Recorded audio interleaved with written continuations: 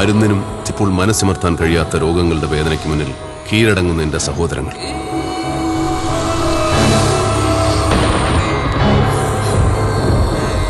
അവരുടെ വർത്തമാനകാലം എന്നെയും ഓർമ്മപ്പെടുത്താറുണ്ട്. കാരുണ്യത്തെപ്പറ്റി, സ്നേഹത്തെപ്പറ്റി.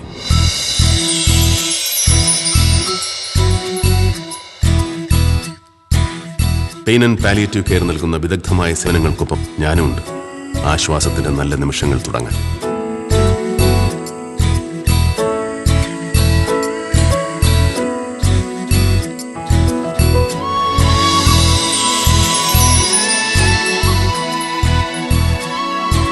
ഇവിടെ ആരോഗ്യത്തിന്റെ, സഹജീവനത്തിന്റെ പുതിയ പൂക്കാലം ഉണരട്ടെ.